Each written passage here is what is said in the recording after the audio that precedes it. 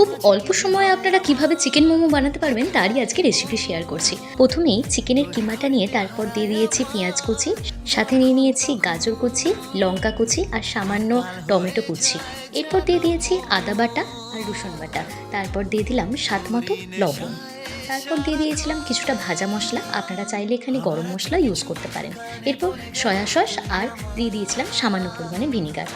এরপর সবকটা উপকরণকে ভালো করে মিশিয়ে নিতে হবে। অপরদিকে একটা পাত্রের মধ্যে 2 কাপ ময়দা আর লবণ দিয়ে জল দিয়ে ভালো করে মাখিয়ে নিতে হবে এবং সেখান থেকে ছোট ছোট করে লেচি কেটে নিতে হবে। তারপর এই লেচিগুলোকে ভালো মতোভাবে বেলে নিতে হবে। বেলে নিয়ে লেচিগুলোর মধ্যে সামান্য পরিমাণে পুর দিয়ে খুব ভালো করে ভাঁজ করে নিয়েছি। যদিও মোমোর ভাঁজটা আমি একেবারে পারি না, ওই একটু আধটু চেষ্টা মাত্র। এরপর ওভেনে একটা পাত্র বসিয়ে জল গরম হতে দিয়ে দিয়েছি আর অপরদিকে এই ছিদ্রযুক্ত পাত্রের গায়ে ভালো করে তেল মাখিয়ে মোমোগুলোকে সাজিয়ে দিয়েছি আর স্টিম করে নিয়েছি 20 মিনিট। আর এই দেখুন মোমো একেবারে প্রস্তুত।